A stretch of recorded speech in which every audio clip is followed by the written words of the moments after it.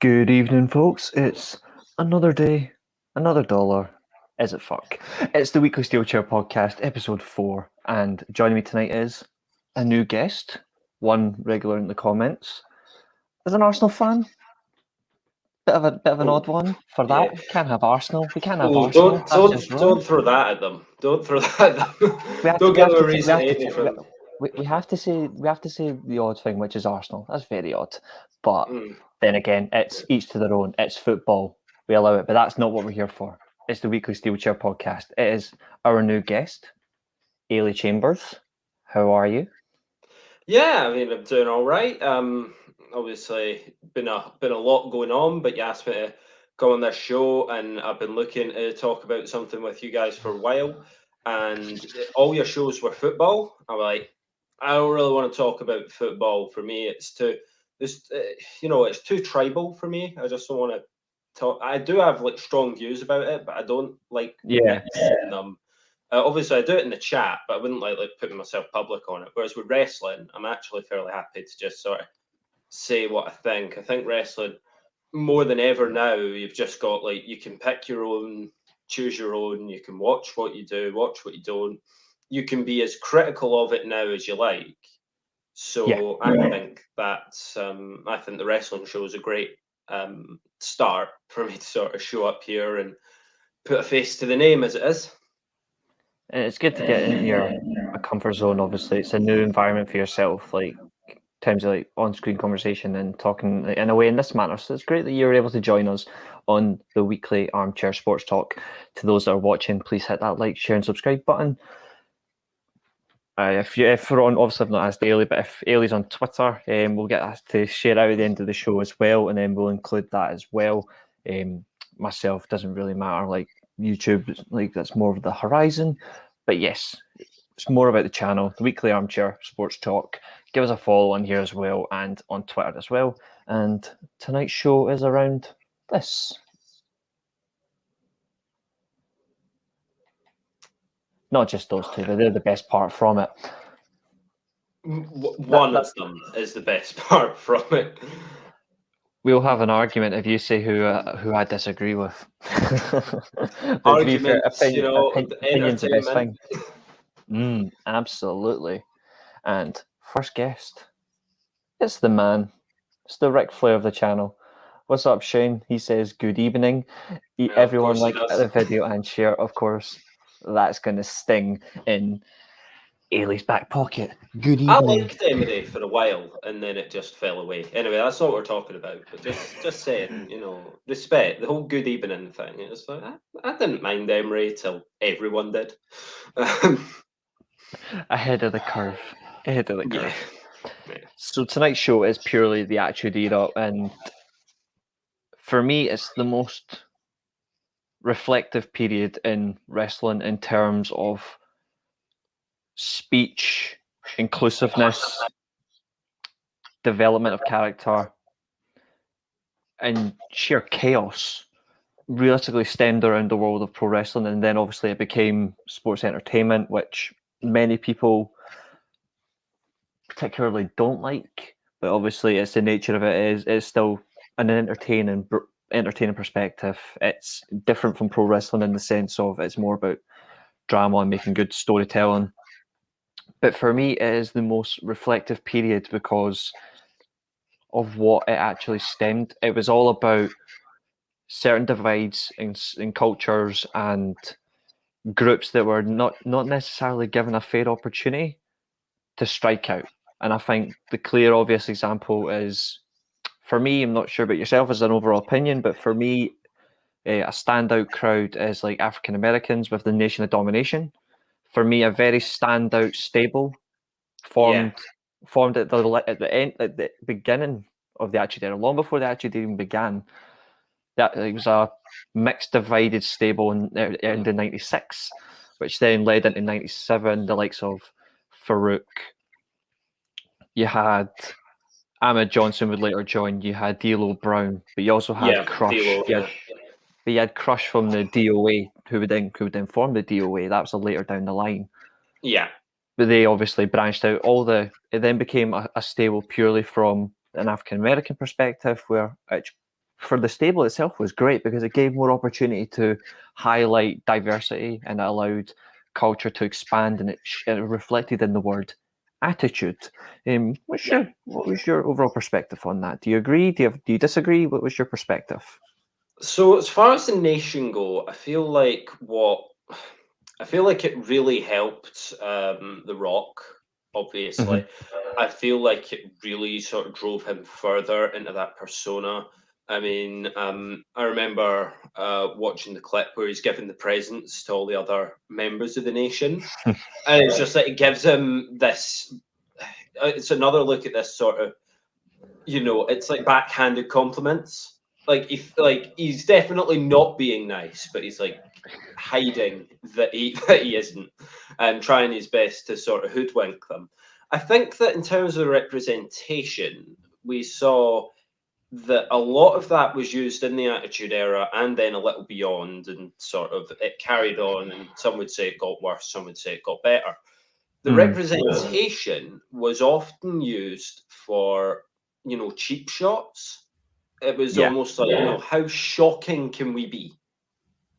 If we do this, if we put this group of people together, have them do this, how outrageous is it? How many people will watch? And the aim for me should have always been, if we put, and like they did with The Rock and Austin, like they did when Taker and Kane collided and things like that. If we put these two people together, people want to see it. Not if we put this group of people together, how can we humiliate them? What sort of cheap jokes can we make? Sometimes smart, sometimes just, lowest hanging fruit sort of stuff. And, Vince McMahon will be Vince McMahon. But, it's that sort of thing.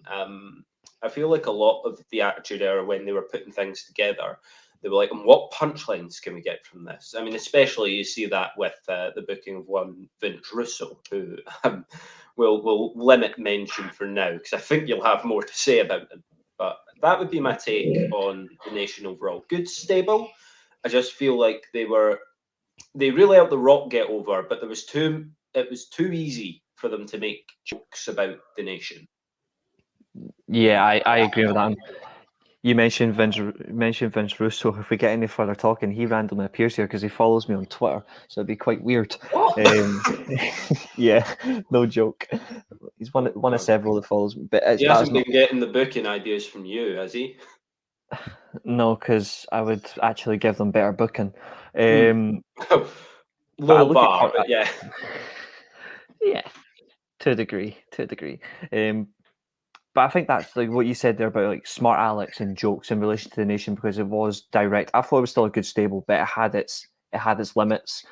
It also had the negative feeling, especially because obviously the key highlight was with the term attitude. It was also racial prejudice.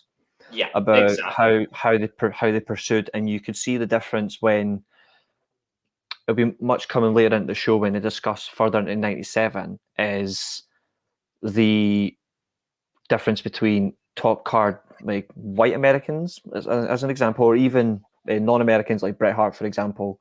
Further down the line, his tone changed, which to a degree was actually fantastic booking, compared to say the likes of Farouk, who in '97 alone only had one world title match, and that was King of the Ring, which he lost.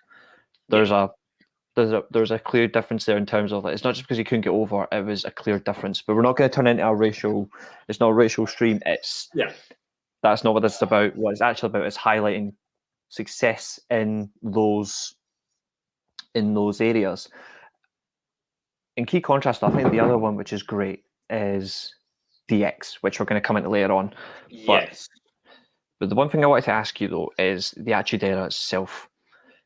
If we were talking offline, there was something about that you said to me that actually I really wanted to hear, and I thought this was absolutely brilliant. Is you spoke about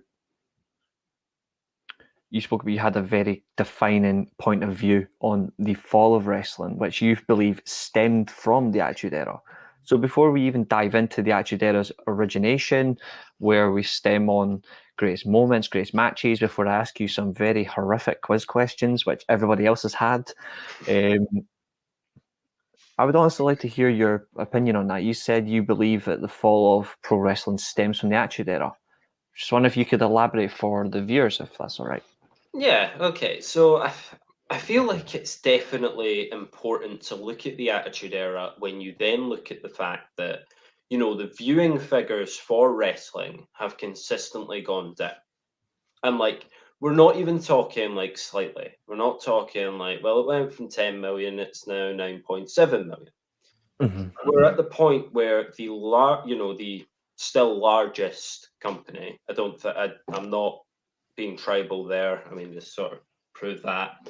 I'm not being tribal there, but the largest company, just going off the maths, their show doesn't get 3 million anymore. Like, it scrapes under 3 million. In the Attitude Era, that wasn't the case. And I wonder, and sort of I came to this conclusion, the Attitude Era was everyone trying to one-up each other. And of course, especially when you get to direct WWF, WCW competition, they're trying to one-up each other. Yeah. And sometimes that would backfire, like when WCW announced that Mick Foley was about to win the world title, as Mankind, of course, but shattering kayfabe, that was Mick Foley, believe it or not. But they announced that, and then everyone switched channel. But sometimes it'd be like, okay, what we're going to do? Well, we could destroy a car. Okay. What did the other network do? Oh, we'll destroy like 3 cars. We'll destroy a truck. We'll bring this to the ring. We'll destroy this. We'll make this joke. Mm-hmm. People got so used to the idea of one-upping and one-upping and one-upping that when WCW couldn't one-up anymore and it fell off, it was trying literally anything to turn the needle. And you can take what WCW was doing, and I'm not saying it's going to end the same way for modern day WWE, but they've run out of things to throw at the wall. So they're just sort of going for anything. I mean, you see this new WWE NIL program. It's like they're signing legitimate athletes and just sort of they get to keep who they are. So they're now in the training program. That, along with the revamp of NXT, along with this, along with that, they're trying anything. And I think that attitude stems from the Attitude Era. Try anything because the viewers are what matters. And the viewers are what matters. But why are people watching the show? Are people watching it for the wrestling? Or are people watching it to see what gets blown up this week? When they couldn't blow up anymore, when they couldn't put people through more tables, when they couldn't kill people on camera, people stopped caring. Wrestling started to blur the line between wrestling and jackass in the Attitude Era. You had people just doing silly things to try and one-up each other. And as a result, I think a lot of people burned out on wrestling. They either thought, this isn't wrestling anymore, it's jackass. Or once you see enough things explode and enough people put through tables, you're like, I don't think I want to see it anymore. And again, not a tribal point, I know AEW have the same problem. And wrestling viewers go down because you're doing the same thing again and again. CM Punk came back, everyone's like, whoa. CM Punk's back this week, everyone's like, I'm not surprised. So that's where I think it is. I think it was, you couldn't do better. And then do you think there's a draw difference now? So in terms of what people are watching to see, like say for example, I can give you a perfect example. So 1998 Royal Rumble. Everyone knows Steve Austin is winning the Royal Rumble because it's the build up to him versus Shawn Michaels at WrestleMania. So Shawn Michaels is going to beat The Undertaker at the casket match. So there's a draw. You've got, say for example, even though it was bloody repetitive, the Ruthless Aggression era, you had either Edge versus Cena or HBK versus Triple H, or it was Cena versus Orton. Cena versus Orton would be the classic, yeah. Yeah, and then now you've got literally anybody turns up versus Roman Reigns, you just get smashed, go home, and be expected to be a Roman Reigns fan. Yeah, no, I'll tell you. Roman Reigns had slowly been grating on me, and I know this isn't the main topic of the show, but while we're talking about things that like I just don't want to watch, Roman Reigns has got to the point for me where it's actively damaging to have him on the show. And I know he's the best character, and that's so tricky because then I would liken it to, I mean, you'll understand this example. People were questioning Ronaldo at Man United. Is his influence taking away from the rest of the team? Now, of course, we see what's going to happen there, and I have absolutely no insight into that, and we'll just see what happens. But is it the case that you have one thing that's so good in Roman Reigns, one character that seems to be so perfect that when he touches anyone else, they have to look weak? I went through this in my head after a certain episode of SmackDown a few weeks ago. Since Roman Reigns won the title, he feuded with Kevin Owens, and that was pretty good. He feuded with Edge. Daniel Bryan inserted himself. I don't see why that was allowed. I understand you're respecting Daniel Bryan, but it wasn't a retirement. He said he wasn't signing again. Not only that, but wrestling fans are smarter now, so people knew Daniel Bryan wasn't signing again. So why put him in a title match? He isn't. We know he isn't going to win. Exactly. It shouldn't have been there. It should have been a one-on-one. It should have been Roman Reigns versus Edge, and Edge should have went over. WrestleMania is the end of the stories. I'm sorry if that's cliche. I'm sorry people are like, it's predictable. I don't care, right? Was anyone complaining about Kofi Mania when it happened? No. Was anyone complaining about Becky Lynch when it happened? No. Was anyone complaining when Seth Rollins beat Brock Lesnar? No. There's 3 examples on the exact same card, WrestleMania 35, where the fans got exactly what they wanted and they loved it and they talked about it. And at the end of the day, wrestling's storytelling. You didn't go into the Avengers movies thinking, oh, well, I mean, the evil's going to prevail. Okay, they changed that with Infinity War, but overall, it was like, no, the Avengers have to win. They are the Avengers. So Roman Reigns after Edge went on to face Edge again. Seth Rollins stopped him winning. Seth Rollins stopped Edge. That built a really good feud. I really like that feud. Roman Reigns went on to fight John Cena at SummerSlam. Yep. And Finn Balor afterwards. Finn Balor, who was the demon and was defeated by apparently God. Supposedly. Defeated by a higher power because the ring rope just collapsed and the demon just fell. And that's how you're going to beat him. That's how you're going to beat the demon with Roman. So Roman Reigns flattens the demon, goes on. Xavier Woods wins King of the Ring, beats the flattened Finn Balor. So that's great. Xavier Woods goes on, becomes King of the Ring. The fans actually like it. And then Roman Reigns has to come out and destroy the crown, destroy the throne, destroy Xavier Woods, destroy Kofi Kingston. Because Roman Reigns has to be on top. And you can be on top, but you can be on top in your own storyline. Just because Kenny Omega was the world champion, he wasn't going and putting himself into absolutely everything. Other people were getting over. He wasn't going and throwing himself in. Big E is the top champion. He doesn't just go throw himself in any old feud. Let's go, the Mysterios are over there. No, I don't like them now. I'm better than them. But Roman Reigns just does that. So yeah, I think with Roman Reigns, it's the Ronaldo effect, or the proposed Ronaldo effect. He's got his character down so well. WWE keep pushing him at us, and he's ruining everything else, and you don't want to see anyone else. So that's that's the impact of the draw. And that's if anybody's just tuning in, like Andrew, for example, good evening to you. If anybody's just tuning in and wondering why we're talking about current wrestling, the reason we're talking about current wrestling is because I alluded a question to Eilidh, who made a fantastic point before we went live. And Eilidh's comment was about why pro wrestling is actually falling from the Attitude Era, why it's stemmed purely from certain aspects, and that's great. There's the logic there. There's actually a key fundamental part. So it's actually great to get an opposite opinion, where I think it stemmed into the ruthless aggression at the end, when they tried to go all PG, it lost its appeal.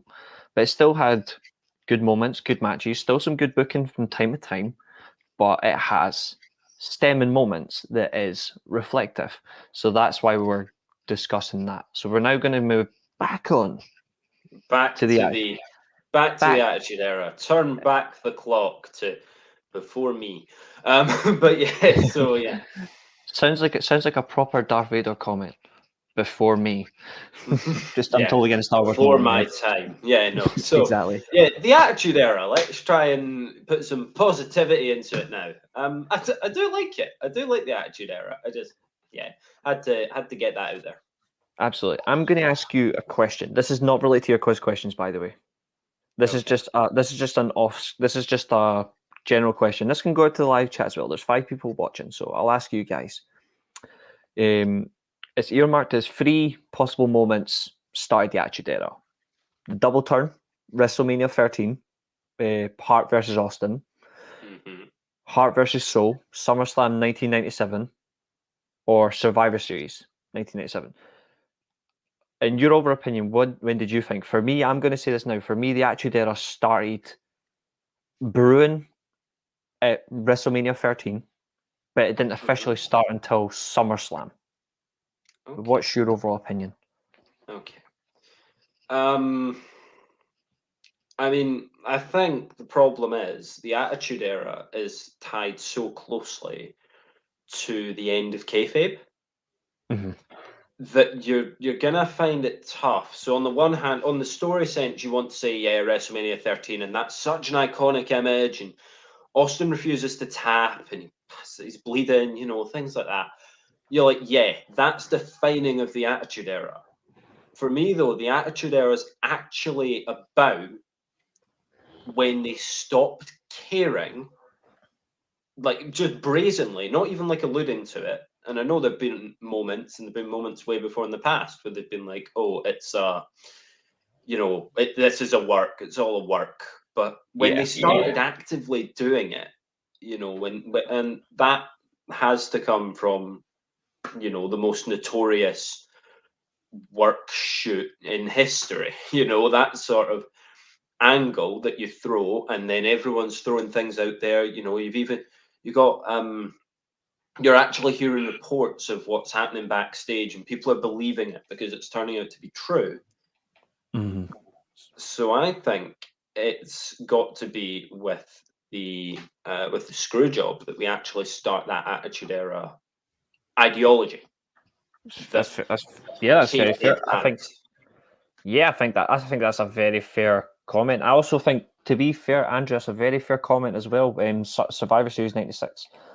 I'm going to say this, that is the more iconic match is Hart versus Austin at WrestleMania 13, but the actual best worked match is definitely this one. Like, that 30-minute match was absolutely fantastic at Survivor Series, but that's a fair shout because that's when it changed. Not many people really talk about the curtain call, which was later, which was 96 as well. But to be fair, that didn't really. Well, I don't think that had any impact. I just think it was just a matter of we're done with WWE, we're going to WCW, and we're going to try and think we're better than what we already are, but we're not really. But that's the end of it. Yeah, the curtain call would have been worse because you know what? I mean, you've seen what happens nowadays. The curtain call would have been a lot worse if it was televised. Like if it wasn't like but a fan caught the video. If they decided to air it, then I don't know how wrestling would have actually recovered. Whereas it was a fan video. If WWF tried to pass that on as like, oh, look at these 4, maybe divided now, but they'll always be united. They'll always be the clique. Sort of. It's like, no, we don't need to hear that. The NWO kicked off in Bash of the Beach 96. It was supposed to be. It was built as them versus WCW, the Outsiders versus the Free Men of WCW. And the Free Men for WCW was Hogan, Sting, Savage versus Hall, Nash, and a partner of their choice, which we all know would then be Hulk Hogan. That's when that started. So Bash of the Beach 96 is when the NWO kicked off. and Evan Fahey, Triple H lied to Bret Hart's wife to her face about knowing about the Montreal Screwjob, and I still laugh at that moment. To be fair, Shawn Michaels lied about that moment. I think the funniest lie of them all is Earl Hebner. Earl Hebner told Bret Hart to his face on the day of the Screwjob, in tears, I'm going to call it straight down the middle, but Pat Patterson suggested, here, by the way, can you still go in the sharpshooter anyway? Can you just go into the sharpshooter anyway, just for the sake of it? Yeah, I mean, because if it was all like if they'd had planned it that way, why would Bret agree to go into the hold at all?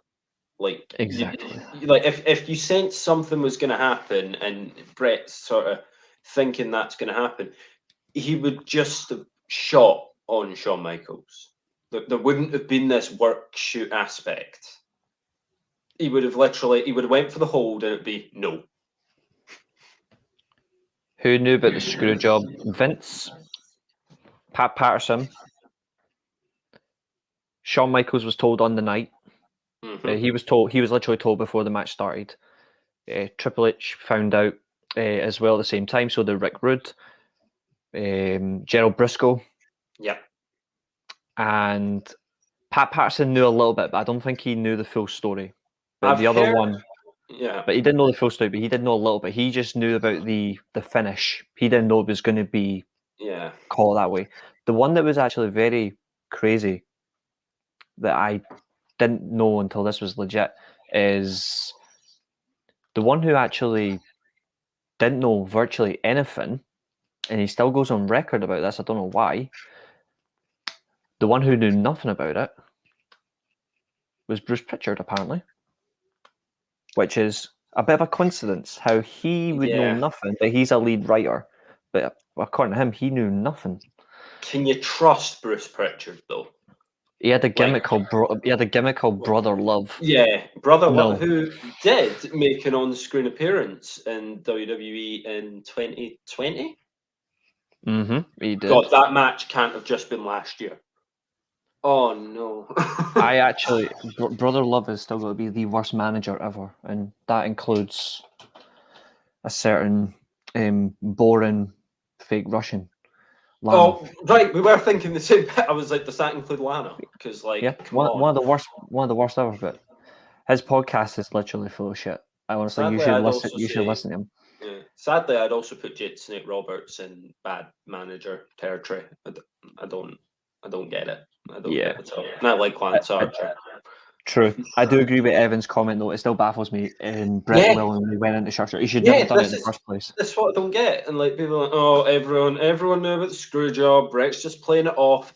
If he knew, he wouldn't have gone into the hold. Exactly. The whole point of it was like, quickly grab it, quickly do it. You know, because like, if that happened nowadays, it'd be like 5 minutes, camera cuts, backstage are running out, everything like that. And Brett would be like, I'm not tapping. It's like, it does tap. And then there'd be like zooming in on the hand, zooming in on the hand. It's like, go to the instant replay. Bring the second referee down. We don't know if he saw it, you know. The key thing about it as well is if that never happened, if the sharpshooter never happened, then I can say this as well comfortably, in my opinion. The false finish, or fake finish, because it literally was fake, because it was awful. The false finish at Starrcade as well, a month later. The false finish a month later at Starrcade between Sting and Hulk Hogan, Hollywood Hogan as it was then, that would have actually been a legit count by the referee. That would have been more of a legit count, which it was a legit count anyway. It was supposed to be a fast count. He was meant to do it fast. Exactly. He got it wrong. That would have just been a normal one-on-one match, and the WCW would have ended WWE that night at Starrcade at 97. Yeah, the other thing is, though, like, if they were going to do that, right, and you hear that the count isn't covered, because when you do a fast count, it's not 1, 2... You know, that shouldn't be the way that a fast count's done. It's supposed to be. You should do a fast count fast. You know, do it like you are trying to steal something, not.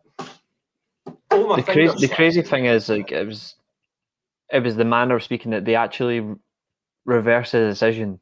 They reversed a legit finish to then go back to then have Hulk Hogan do a Ric Flair tap out method. Yeah, I mean, at the same time, that says it all. Just how that says all. Like why that was that night. That's when WCW was done. Even though '98 it was actually not too bad. Yeah, but like it was not too bad. That's when it really sort of you're just like, well, what are we doing here? But at the same time, if you've gone 1, 2, again, would you not?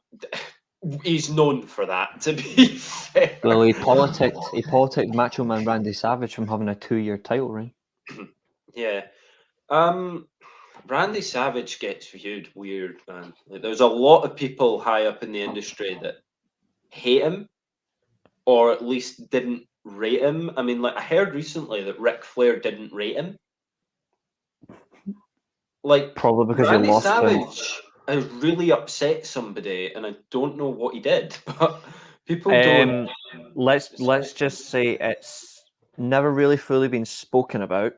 It does involve. It's actually on YouTube. Funnily enough, we'll dive back into actually in a moment, but I'll quickly just divulge. There was rumors that went around in the mid 2000s where there was a legit comment about.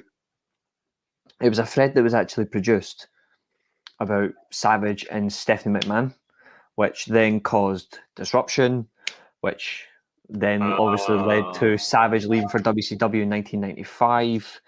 It's literally look all over it. It's crazy. Yeah, Have you ever watched have you watched why... The Final Bell? I've not actually. The Final Bell's a YouTube channel. Give them a watch after the show. There's a video about Macho Man and Stephanie McMahon. The problem is she's never spoken about it, but his brother's openly defended, saying, "Well, he's dead. He can't actually talk about it." Yeah, exactly. So it's not fair. It's not. Yeah, it's not he fair can't to talk defend about himself, sort of thing. Like you can't, a corpse can't defend himself.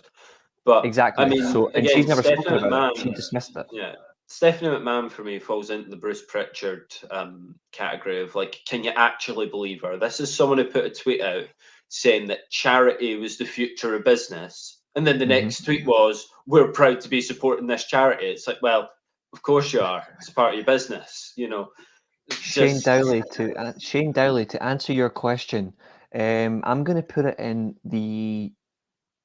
I'm going to use a promo from 2006 that I think Shane will like.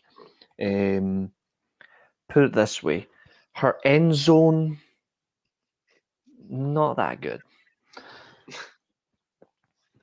Everybody got a turn, pretty much. I'm guessing she had everybody from top to bottom, back to front, cleaners, janitors, like the lot. I think she probably had more. I think she had more than you could guess. Then again, that's just pure entertainment. Who knows how many she's went around? The only two that actually is legit commented on is Test and Triple H, which became a problem. Which, funnily enough, is actually in the show. Is actually further in the show. So, Eilidh, you'll enjoy that conversation. But I actually have one conversation I want to talk to you about. We'll go for it. Shawn Michaels' adaptation of becoming, although he was one cocky son of a bitch. Mm-hmm. Yeah. When he morphed into his heel character, obviously he turned heel at SummerSlam. He then officially turned heel the following night on Raw, 2 steel chair shots to The Undertaker. But my question to you is, what was your overall thoughts on Shawn Michaels during the Attitude Era? Before obviously injured his back, and obviously he was renowned. What was your overall thought when he was actually competing? What was your overall opinion on him? Okay. Could be. I think you could still call it nostalgia, even though, like, I'm not talking about him early. I'm talking about him late, because obviously when I was like, that's what I was going to say, Andrew. I was going to say we need a deep dive into who's more of the talent. Who's had more of the talent in bed? Is it Stephanie McMahon or is it Dixie Carter? Because, you've heard from Booker T, you've heard from Kevin Nash that Dixie Carter threw herself about in the Impact locker room. We're talking about, like, a woman who was, like, thinking she was everything to that brand. This is legit. Really? He took Slim Jim was a big sponsor for Vince back in '95, and then Savage literally convinced them to take the millions with them to WCW. That's literally divulging where things went wrong. Obviously, that led to the change in direction, which led to the Attitude Era. Yeah. Once again, I think Dixie we by have to name, throw Dixie out by allegedly. nature. We need to throw out allegedly in case Dixie Carter hears this on whoever she's sleeping with's phone. Who knows? Allegedly. But before we get killed, because frankly, I will Dixie Carter happily get has killed done anyway. these things. We can't say she has. We equally can't say she hasn't. But we can't we just say that she was getting power bombed. But anyway, let's move on. So, your overall views on Shawn Michaels as a heel character, as taking these methods of the Attitude Era, his attitude literally stemmed it, and obviously, I'm not going to talk about there were some parts where they really did disturb. One particular segment involved a banana twice, which, to be fair, we're not going to talk about because, frankly, the central attention towards that aspect of the community goes against the diverse point that I said at the beginning, which literally has an absolute disruptive effect. So, excluding the banana scene, you can include the scenes where he ripped the piss out of Sergeant Slaughter when he took the fact he was spitting all over him with he wore the mask. COVID in 1997. COVID in 97, lads. See, it's always starting there. Yeah. But overall, what was your opinion? So again, I think he was better when he came back for me. I think so. Not only you got someone who's more mature, and I know when DX came back, it was bad. But when I was a kid watching it, and I wasn't this sort of smart fan, DX were really cool to me. I was sat there 6, 7 years old. Like, these guys are cool. They weren't cool. I don't even know if it would have been live at that point or watching repeats, but I remember things like Spirit Squad and that. And oh, please no. But when Shawn Michaels fought The Undertaker twice, I think it says a lot that we talk about Shawn Michaels' match with The Undertaker. Not only being for some people, it's the greatest match I've ever seen, but for a lot more people, it's the greatest match Shawn's ever had. And it's Shawn Michaels' greatest ever match. I think as a character, as a heel, I think he had some absolutely classic moments. You got to love every time he was in Canada. You knew he was going to do something. You knew he was going to have a go at Bret Hart when he was sort of... I do love when he fakes the music in the promo when he plays the music and the fans lose it, and then it's like, oh, he's not actually there. So he did a lot. He did a lot towards Canadians. No, obviously Tim is Tim's a fan of this channel. So without going sort of we hate because we don't. Everyone's welcome, absolutely. Shawn Michaels may have something against Canada, but again, it's just those classic moments, and he drew legitimate heat, sort of the kind that would get him stabbed, sort of thing. And I mean, no wonder you've lost your smile if you're getting that sort of abuse. But at the same time, it's your character. I feel like he really took a lot of that. I've lost my smile. I think he took that too far. And I think he thought he was still that when... So wrestling, you've got to have your time when you have your time. I think Shawn Michaels was still trying to have his time, trying to be on the top. He wasn't going to be on the top. He threw tantrums to be on the top, complained about injuries so that he would be injured so he didn't have to be around when someone else was on the top. Mm-hmm. Whereas late Shawn Michaels, there was none of that because he'd matured and he was he was more, and I know again matured. He was in DX. Spot on, Andrew. Precisely. Because there is a question in there by Andrew that we're going to bring up in a moment. Which I'll bring up I'll bring that up in a second. Obviously, I want you to just keep continuing your opinion because honestly, I'm enjoying it. Please continue. Yeah, so that's where I am on Shawn Michaels. I'm like, he was great coming up. Obviously, everyone I think loves when they first see Shawn Michaels. I don't think anyone's looking at him and going, nah, I don't see it. He's probably the wrestler that's been most likened to Ric Flair. He's certainly up there. I'm surprised, though not surprised, that he wasn't the one to have Ric Flair's record runs. I imagine if there were fewer attitude problems. That's what I don't get. If there were fewer attitude problems, he could have been like on Ric Flair's level. And for many people, he is. But just in terms of general championships, in terms of general success, he's not. And I think if he was just sort of less arrogant, less sort of, no, I'm on top and I'll always be on top in that run, then they wouldn't have been afraid to give him the belt more. They wouldn't have been afraid to push him more. It says it all on Shawn Michaels. It says it all because he had 2 title reigns that was over 200 days. His first title reign was WrestleMania 12 until Survivor Series 1996. I believe that was around 200. I think that's around 230, 40 days, something like that. And his second reign was Survivor Series 1997 until it would be his third title reign. Sorry, but his second long reign was Survivor Series 97 until WrestleMania 14. So that's around about that's about 100 plus. I think that's about 160, something like that. 160 days. Yeah, you go November to like April. I hope it was still April back then. It was March 30th. I believe. Oh, just March 30th, WrestleMania 14, something like that. Yeah, it was clear on that indication. Some very interesting comments. But the reason I wanted to ask this is because I think Shawn was the driving force of the invoking the Attitude Era. But I'm going to go on a record saying, in terms of who was actually the best to watch in the Attitude Era, both on the mic and in the ring, he doesn't cut top 3. And that's my opinion. I love Shawn Michaels, but in my opinion, he does not cut top 3 for the Attitude Era. I'm probably going to get slaughtered for actually thinking in the top 3 later tonight. I've got to agree with you, I'm afraid. He's not the one that...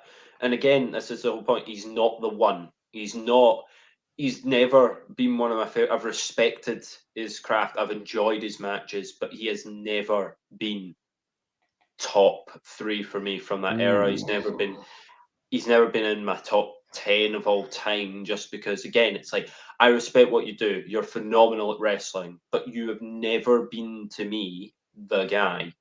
And well, I've been told this is going to get me some heat, so I may as well play for some legitimate heat. I think The Rock was the best. Okay, we're okay. Right, we're okay then.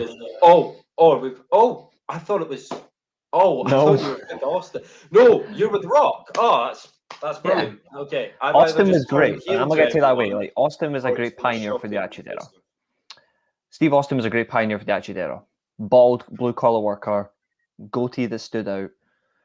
Got to kick the shit out of McMahon. But for me, it was what The Rock did for transcending the business. The Rock was, Steve Austin was the bigger draw. I'm not going to deny that.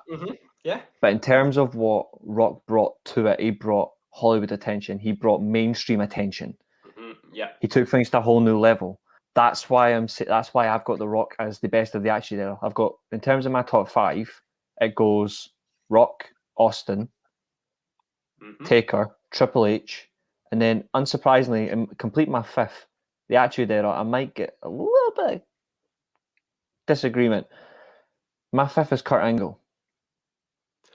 Oh, now that's interesting. See, because now, I don't know, I'm guessing when you say like top 5 of the Attitude Era, you mean because WWF branded the Attitude Era. We're not talking WCW, because they had some great ones. Before their booking got in their own way, before WCW cut its own nose off to spite its face, they had some of the best workers with some of the best matches. I mean, there's a reason everyone lords over Eddie Guerrero. if you like Eddie Guerrero, 99. it was 99. Survivor Series against Sean Stasiak. We weren't even did they talking not about have him running into walls for a while? I mean, again, They you're did. talking about good gimmicks. WrestleMania 17, 2001. The Attitude Era was over 4 years. The Attitude Era was nearly 4 years long. I believe you mean X7 because Yeah, still Attitude 17. and all that. That is just now you. I will allow you. I will allow you to do that. See, I just do 17 because it makes sense. So if you're going to do WrestleMania 2000, we're going to blast. I like that. I like that though. I like that though. There's always a little bit of hindsight, but yeah, there is one thing I want to divulge on is the Steve Austin as a draw in the Attitude Era, in contrast to. See, we'll go for it. Contrast The Rock and Austin. As the Attitude Era builds, how do you view their draw? How do you view their draw in contrast to each other? Okay. Right. This could get spicy if people don't like what I'm saying here. Steve Austin created the idea that anyone watching could be Steve Austin. Mm-hmm. Every working class, mid-30s, late 20s even, man sat on their couch in North America was thinking, I could be Steve Austin. I could get the tattoo, I can drink the beer, I can do the stunner. But no one thought they were The Rock. No one looks at themselves seriously and goes, I am The Rock. You know, even before the movies we're talking here, no one's looking at The Rock going, I relate to you. I mean, of course, if you've got like Samoan heritage or stuff like that, you probably really identify with The Rock. But that's another thing. That's another thing, and something that, yes, we're not going to dig into, but something that you also have to weigh up is quite simply, people like to cheer for their own guy. I mean, you know, were you supporting Drew McIntyre winning the title? Of course I was. You know, it's a Scottish guy winning WWE title. Same here. Is North American, and I know that The Rock's sort of it's heritage, and people sort of, you know, it's the line between is he, isn't he? And I'm not getting into that debate. I'm just not. But people identified more with Steve Austin because they felt they could be Steve Austin. Much like nowadays, people are identifying with hardcore wrestling because anyone feels like they can be a hardcore wrestler. Good analogy. I don't want to say Steve Austin is a hardcore wrestler. I'm saying that people identify with hardcore wrestling today like people they did with him. Good analogy. Good analogy. No one thinks they're The Rock, just like nobody thought they were CM Punk. And that's the two that sort of, you know, people didn't think they were that, so he was never the biggest draw. Yeah, exactly. And that's a great way to value it. And Andrew, 14. Not that I'm correcting. I don't like correcting people, but just in the sense, Austin Michaels was WrestleMania 14. WrestleMania 18 was Austin versus Scott Hall. Funnily enough, in Toronto. And yeah, there you go. I would have to say they too. Precisely where I'm going with it. Eddie Kingston came out of nowhere. I seem to be bringing up so much AEW, but it mirrors. You know, you can look at things from now and go, that's like the Attitude Era. Not in terms of draw, not in terms of popularity. That was the first point I made. But don't apologize. Don't apologize. Nah, so I've probably been wrong about half the things I've said. I get things wrong. We're all just airing opinions and facts here, right or wrong. You know, that's the beauty of this whole get together that we have to talk about the wrestling. But yeah, so Eddie Kingston's the everyman at the moment. He debuted, very few people knew him. The people that had seen him go through a glass table that was somehow on fire, I don't know what he did. He shows up. When I see it, I'm like, who is Eddie Kingston? And now it's like, oh, everyone knows Eddie Kingston. Yeah. So it's the same. And I'm not saying Eddie Kingston's Steve Austin. I don't think Eddie Kingston could have a quarter as good a run as Steve Austin did. Yeah, I think there's a different contrast, but there's a similar level of understanding, and you're not getting old. You're just having to deal with crazies. You're just having to deal with the crazies. That's all it is. I want to ask your overall opinion on match quality. Before I ask your favorite matches, your favorite moments, anything like that from the Attitude Era, I just want to ask about what's your overall opinion on match quality, and then I want to ask you as a follow-up question on treatment of women in particular, match quality for them, like compared to say a male match. In response, what's just your overall opinion on that? Do you think it's generally just because at the time, literally, women were just used as, I have to say it, they were just used as sex objects. Pretty much, that's all they were, sex symbols. It was never about, oh, a woman's going to go in there, she's going to perform a Hurricane Rana from the top rope, and then she's going to perform a Boston Crab and win by submission, because you were never going to see it until 2001. So overall match quality from a male perspective, like from a male side in terms of the male matches, especially mid-card, like your Y2Js, have to say Chris Benoit as well, because even during the Attitude Era, he was still involved, compared to say a women's match. And I'm not going to say these women were going to be on their level, but the only one you could actually say was on their level was China. So what is your perspective on women's matches and match quality as a perspective in the Attitude Era? Okay, yeah. I think obviously if you get a workhorse, you get a workhorse. I mean, he did. He openly admitted that. But I mean, yeah. I mean, it's true, and I mean, it was. So when we come to the women thing, I'll come back to the Johnny Ace point for sure. So well said there, Andrew. In terms of the first thing, people weren't looking for match quality. People were looking for the story, and if the match was good, that was your bonus. But if you watch the workhorses I mentioned from WCW, or if you watch, the mid-card of WWF, you were already seeing a real divide between, WWF's were like, oh, this moment, we're going to do this moment, we're going to do this thing. WCW was like, we're going to have this match. We're going to have this match. We're going to do this feud. Yeah. People want to see this. People want to see these cruiserweights, have 15, 20-minute matches and, have closely fought encounters with them. So I think match quality varied greatly in the Attitude Era between companies as well as the Attitude Era ramped up, because you saw more finishes that were just sort of feeding into a story. Yeah.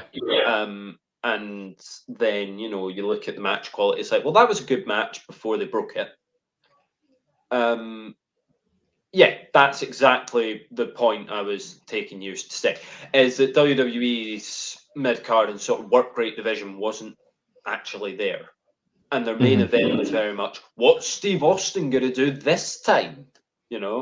What's The Rock going to do this time? It was always, okay, I'm going to wait for the angle. Nowhere was this more evident, and I know it's a little later. It might be just outside the bracket that we're calling. My timeline's off. Was when you can actually see people waiting for Stone Cold Steve Austin, watching the ramp and not the match.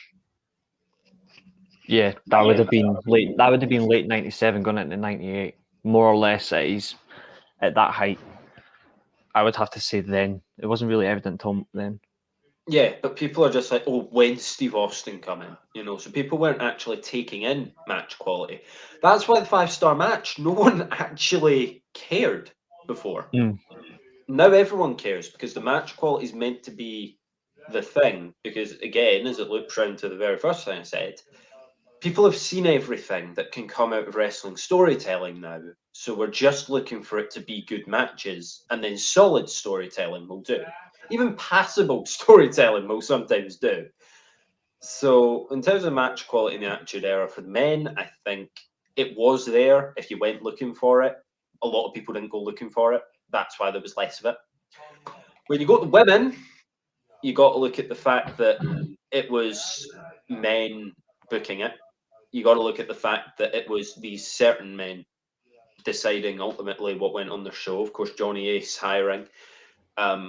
Different lingerie catalogs, but I imagine Vince didn't go, "What are you doing? We need to go and get this amateur athlete." Like no one cared, and that was ultimately the great tragedy that I hope we're over now, is that nobody cared, and like they were just trying to feed into their viewers. So it was like, we'll give you 5 minutes. No, not even. We'll give you 2 minutes. We'll give you a roll up. We'll give you a lesbian kiss, and we'll be on our way. And the men got all the rest of the time because that's what people wanted to see. You didn't have women watching wrestling at this point, really. It wasn't. It was very much seen as like the men's thing, and people could still argue that it is. You could argue that it isn't. I don't really know if there is or there isn't. But I know that there's certainly been an uptake of we want to see women's wrestling now. NXT did a lot for that, but you've even got to look at, Stardom came along with New Japan. So New Japan awareness hits, and then people are like, "Oh, the Stardom. Hang on a minute, women can wrestle?" That was a lot of people's reaction. And then NXT, it's like, wow, women can wrestle, but back in the Attitude Era, no one was thinking that. Nobody actually wanted that. There was, in response to Andrew's comment, good point, there was no women's division. Literally from 1992, and this is not a joke, from 1992 until around about 95, 96, all you had realistically was the main champion was Alundra Blaze. The amount of time she was world champion is purely because there was no legitimate contender. She had a world title reign that lasted like months on end. She had SummerSlam matches. Some of them were against some of those bizarre. The world title was actually retired until around about 99. Like, Sherry was just a manager. Like, she didn't even get matches. She was just a manager. I bet Sherry would have been better than a lot of them. You had there was a Japanese one. I really can't remember her name. God rest her soul, but I can't remember her name that went up against her particularly. Alundra Blaze. Jesus Christ, my throat hates me tonight. You can clip that one. It was a level of perspective where it literally just died out, and then obviously the title was taken to WCW, chucked in the bin, because that was literally the view on women's wrestling. They literally just went, "No, to hell with you. That's it. Thank you, Bull Nakano. Thank you." I have heard that name, but could never actually think why I'd heard that name before. SummerSlam 1993. Oh, Bertha Faye is the creepiest woman I've ever seen in a wrestling ring. Is it one to dig out on the network, or would you say avoid it? Put it this way. Just type in Bertha and Harvey Whippleman. That's all you need to know. Okay. Creepy as fuck. Creepy as fuck. Right. But that was literally it. It was women's division, women's wrestling. Get in the bin. We don't want you. No one was having it, and now people are having it. And I think there's been a lot of good women's matches very recently. But again, it comes back to that general point about match quality. People are now looking for match quality. Yeah. People are now like, oh, what's going to get 5 stars? Male, female, intergender, whatever. People are now looking for what's going to get the 5 stars, and not just, well, I enjoyed this. And that's how I've viewed match quality a lot. A lot of people sort of go, well, the star rating system. It's like, if I enjoyed something, I enjoyed it. You can think it's bad. I enjoyed it. A match rating is dictated. Yeah. No. Well, that's why we all have to rate for ourselves. We can't just go, well, this guy knows, because it's not like it's any sort of authority. It's just because it's been around for so long that it's the thing people always look to. So, good point again there from Andrew about Becky Lynch. I think Becky Lynch has been absolutely brilliant. The run before WrestleMania. She went away. That was actually a genuinely touching segment. Asuka was really good in like empty arena shows. And then Becky Lynch comes back and everyone missed her. I mean, people won't act sad for Bianca Belair, but Becky Lynch wouldn't have got the title if people didn't believe in her and if people didn't still want to see her, and her heel turn failed. And they keep trying to turn her heel, but you know what? People are like, oh, Becky, why are you doing that? It's not like Roman's heat, which is like, we genuinely don't like you. It's, oh, I wish you'd be nice. It just doesn't work. You just can't do it, and it's reflected pretty much. Like it just can't work, and that's just the fault. That's just literally where crowds are these days and how booking goes. We will be moving on to our first pay-per-view conversation in a moment, but just like everybody else, Vicky's had it. Chili Billy Willie's had it. He declares himself the head of the table, but he's not to me. Keen's had them. It's your turn. Your first quiz question of the evening. Oh dear. Right. Has anyone ever got 0? No. All right. Well, hey, WWE like to be making history, so stick around. It might be the case. Well, we'll find out. I think you'll be fine. Live chat, you are also open to answering the question. So here we go. Your first question. Take your time.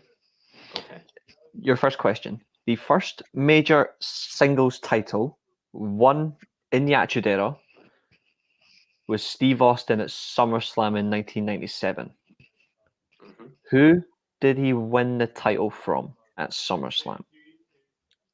Really didn't want you to ask that. Okay, well, right. So for anyone just sort of joining, anyone who's unaware, like how out my depth I am here, I didn't see any of this at all when it was happening. And everything I've seen of the Attitude Era is sort of going back. So I'm not looking at the chat just because I want this to be a legitimate example of how bad I am. So he said 97. Yep. And it's SummerSlam. So I know who's sort of gone and who's sort of there. Yep. But I'll just guess The Undertaker. Got no clue really. I can confirm the correct answer is Owen Hart. And the reason is this here, the botched pile driver was the sit down. Oh no, that's from there. The sit down tombstone pile driver was from SummerSlam. Yeah, because he breaks his neck and then it's like a really awkward roll up. Like, oh yeah, no. The botch. But good attempt though, because Taker also, funnily enough, did lose at SummerSlam. He lost his world title at SummerSlam. That was his only second ever SummerSlam defeat as well. He lost to Bret Hart in the main event. Good attempt though, and considering who was actually around at that time, the talent pool in terms of main areas, not exactly easy. So, in all fairness, not everybody would have got that. So that was a good attempt. There's a few more questions to come, so don't worry. Yeah. Okay. Again, my optimism. I'm very happy in terms of the optimism for the questions. I've got very little, but we'll see. Let's surprise myself. You will get. I'll give you your second one since we're already an hour in. I will just give you the second question now, and this will be a little bit more recent, the Attitude Era. So this is near towards the end. So I think you may like this question better. Okay. Triple H. Mm-hmm. Yawn. Was the first heel WWE champion to retain the title at WrestleMania. Right. Who interfered in that match to give him the pinfall over The Rock? Oh, wait. Why do I feel like you're trying to throw... Right, because, okay. We're talking Triple H here. Now, I know with Triple H in that sort of late Attitude Era period, it might, again, whether it's considered that or not, I know it for two-man power trip.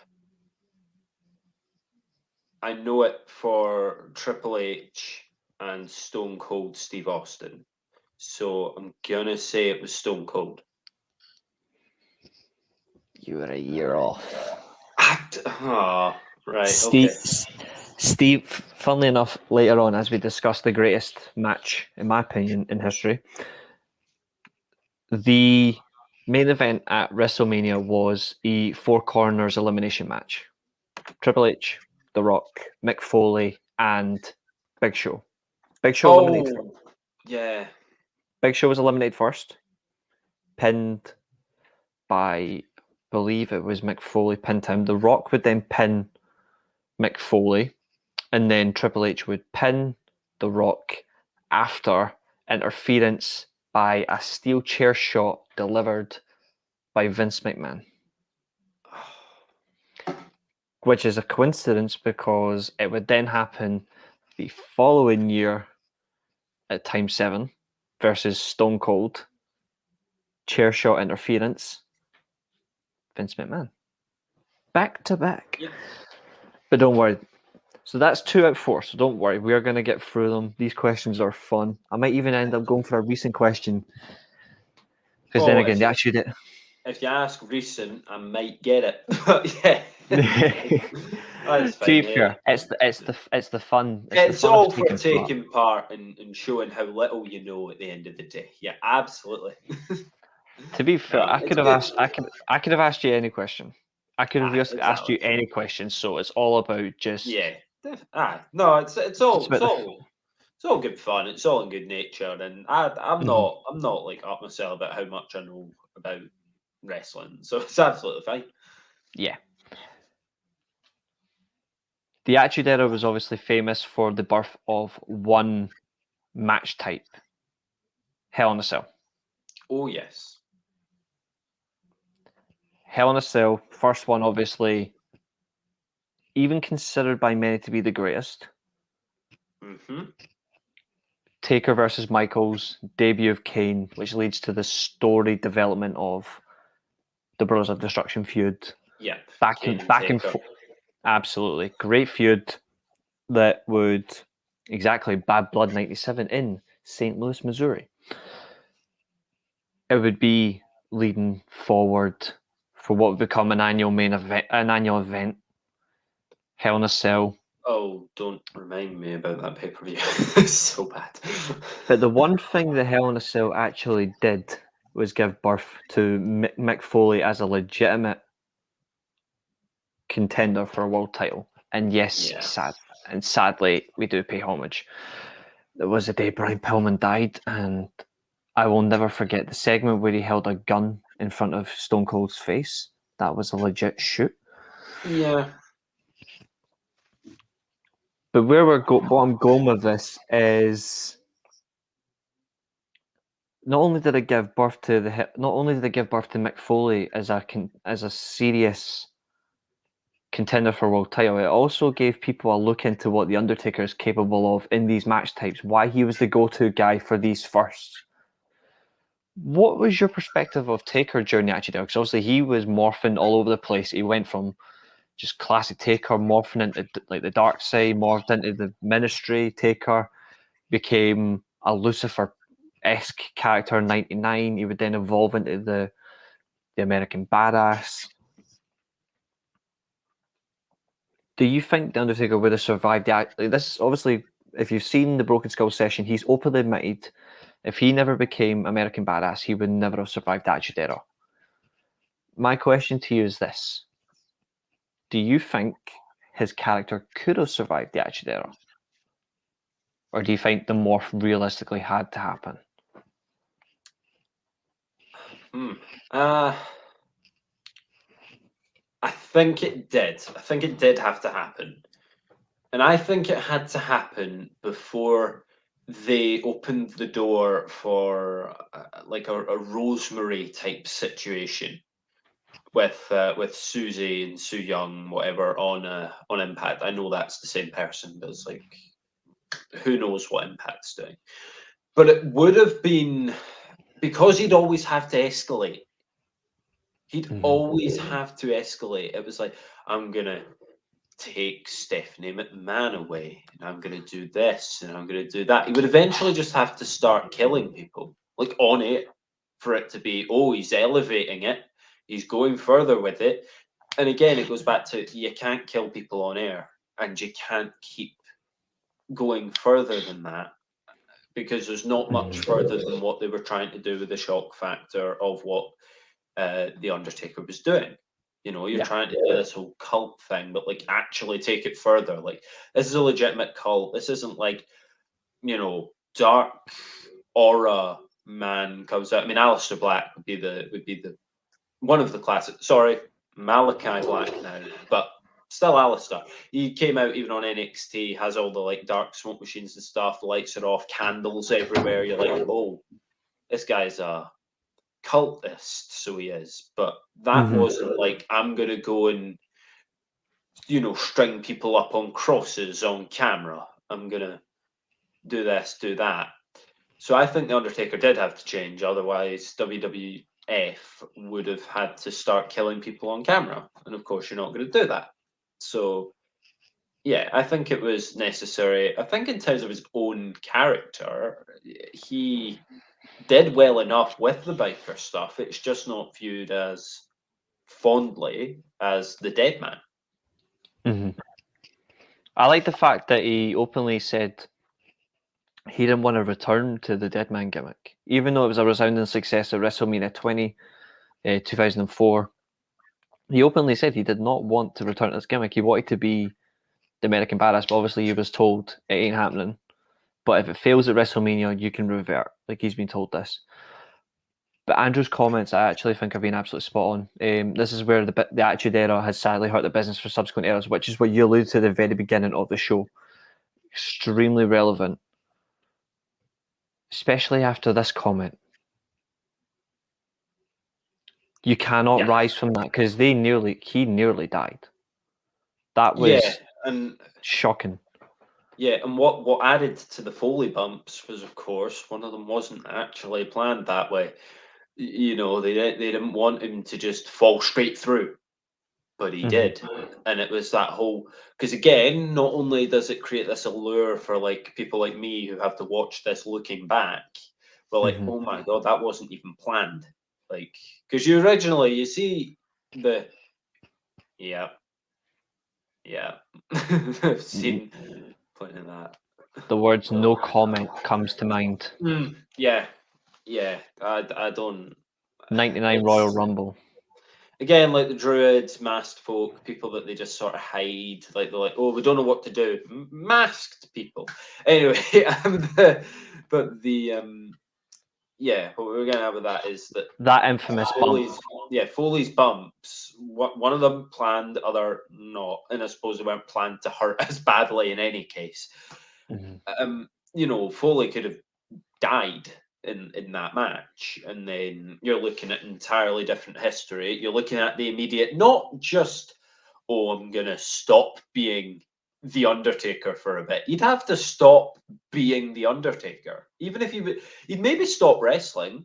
I mean, not everyone who kills someone in the ring stops wrestling, because accidents do happen and things happen like that. Rey Mysterio's still going. You know, this is why not everyone can do this. You know, Rey Mysterio killed someone, I think it was working in Mexico, and it was a legit accident, by the way. It was just a kick to the head, wasn't it? Yep. So I think there's a wee bit of feedback there. Apologies. No, I think it was a kick to the head or something that Rey Mysterio killed someone with, and he's kept going, and they're not. Rey Mysterio didn't stop being Rey Mysterio, but if you're the Undertaker and you're on the screen in front of, you know, the largest audience that you've seen, and someone legitimately kills someone else on camera, that might have actually ended wrestling. If Mick Foley had died in that match, there would be major repercussions on anyone attempting to do wrestling, because people would go, we want to promote a wrestling company. It's like, isn't wrestling what killed Mick Foley? Yeah, I'm gonna. That's correct. Pero Aguayo Jr. It was a complete accident though. It was the 619. It was the 619 when it happened. It was the collision. when he went, it was literally as he was spinning, it was the collision. It was a legit accident, but the worst thing is he still gets shit for it. Rey Mysterio still gets shit for it. Yeah, I don't. And it was an accident. It wasn't even his fault. I absolutely don't want to. Rey Mysterio is probably my favorite of all time. So I don't want anyone coming out and say you're just ragging on Rey Mysterio. He killed, so what? He killed somebody. It's like that's not the attitude, but also it's not the attitude to say that like Rey Mysterio meant it or like Rey Mysterio, was planning. Yeah. That. Rey Mysterio is my favorite of all time. Because when you're 6 years old and you're watching wrestling and a guy comes out in a mask, he's appealing directly to children. You're like, yep, this works for me. But yeah, so I think it was only legal in some states because Shamrock was still going up against Severn. I think it was only a handful of states, but not a lot. Obviously, Shamrock would then be like, well, stuff this. I'm going to go and battle against.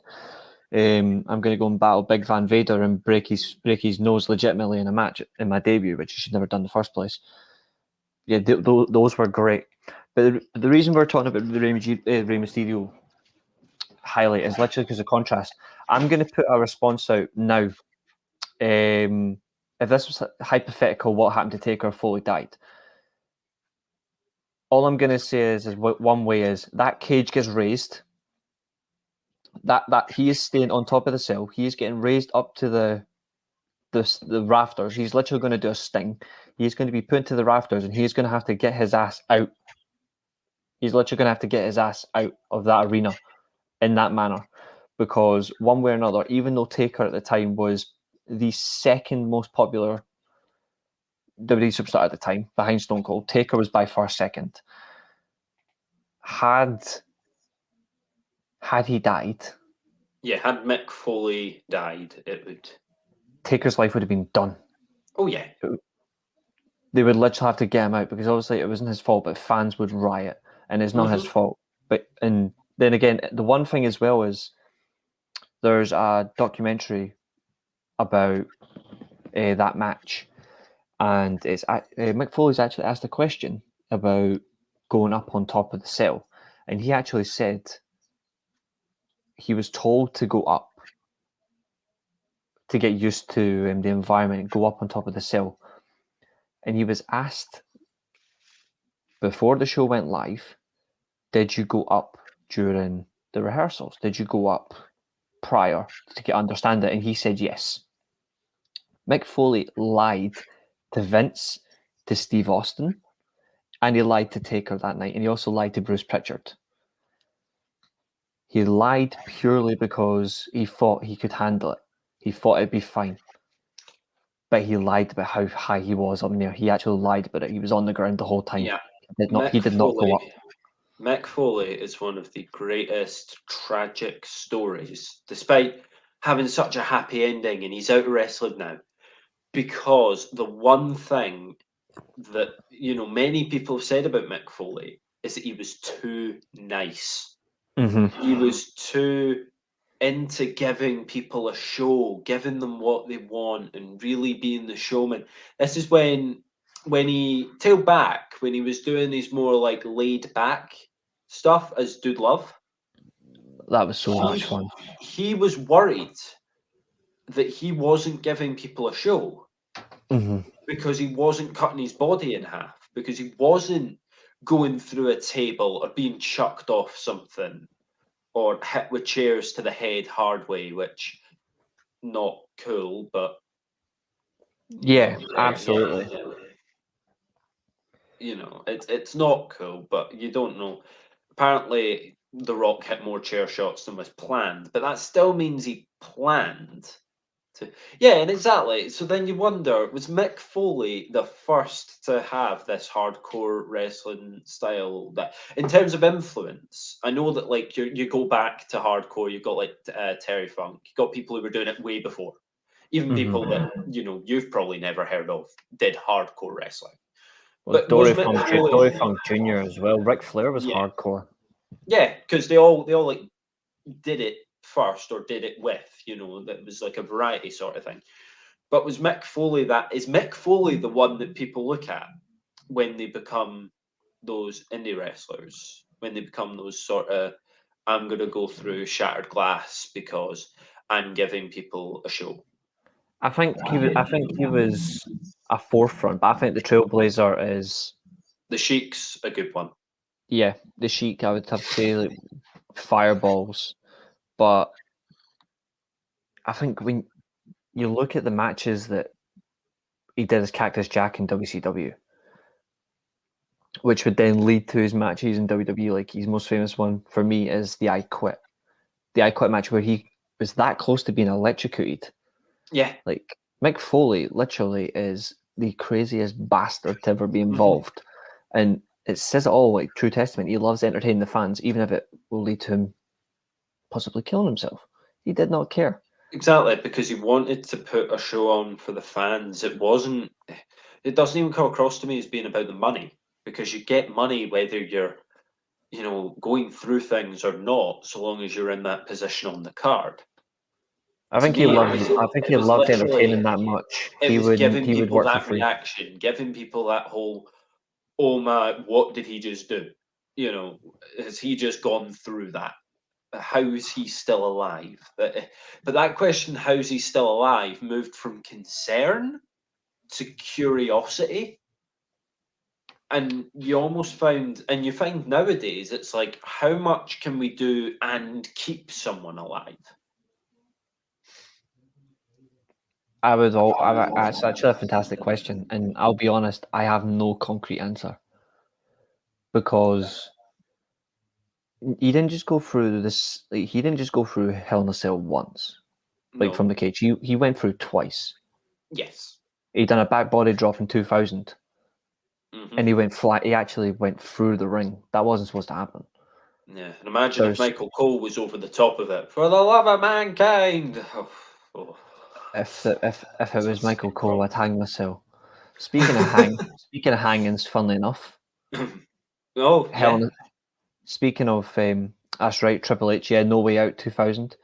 Speaking of hangings, WrestleMania 15 also had a Hell in a Cell. It'll be coming up the best match of the night, which is Rock versus Austin 1. But WrestleMania 15 had Bossman versus Taker and Hell in a Cell. Handcuffs were involved, but it was the ending of the match that drew skepticism about what is going on. Skepticism's fair.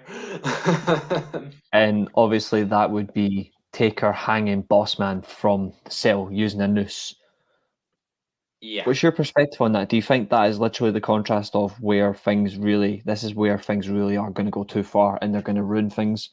Or do you think this was just a small aspect? Because frankly, they shouldn't have done it in the first place, because that could have went horribly wrong, because he was genuinely moving. Vince McMahon has always wanted to make movies. When the wrestling for me becomes too much like movie violence, I actually can't be bothered anymore. The most recent example being Eye for an Eye. And I couldn't be bothered with it, because I knew his eye wasn't coming out. Just like, paint his face. Okay, would you know back then? I mean, you would still probably know, regardless of where you think kayfabe is or isn't. If a man's been hung from a cell and you're doing it on, like, we're live on air right now, oh, he's hung him, like, they play it up, but obviously he wasn't actually being hung to his death. Mm-hmm. Whereas, actually, Rey Mysterio wasn't having his eye legitimately pulled out. Yeah. So again, not only do you oversell and underdeliver, but no one wanted to see it in the first place.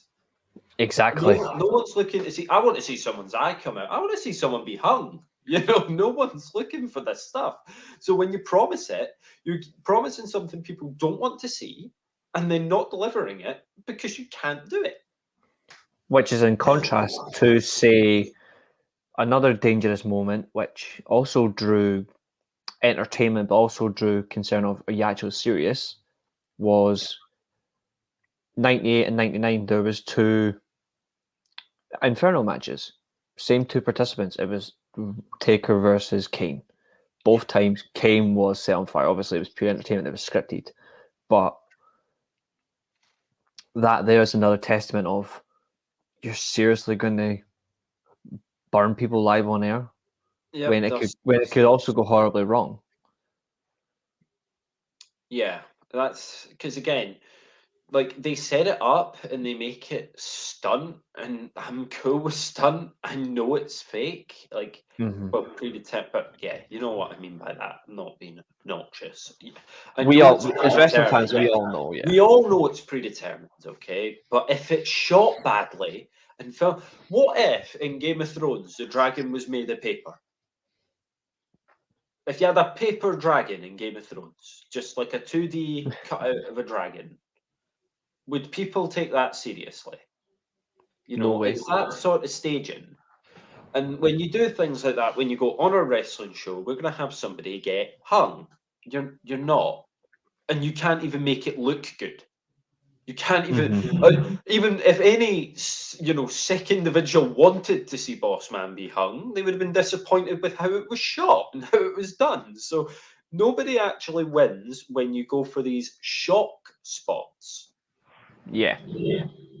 And they are stunts, and we've seen it recently with Inferno matches, flaming tables, things like that. But you're allowed to set those up because ultimately we know that they're stunts. But if you make them look bad, then they're just bad stunts. We don't go, oh, that was a moment.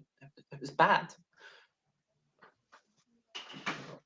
Sadly, yes.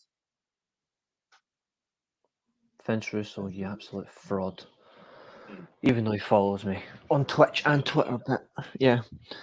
But what I'm going to move on though is because open honesty, you obviously said is like it's all about the knowledge of not having it in the sense it's all about moving forward and it's all about testing the waters, testing your knowledge and testing overall views.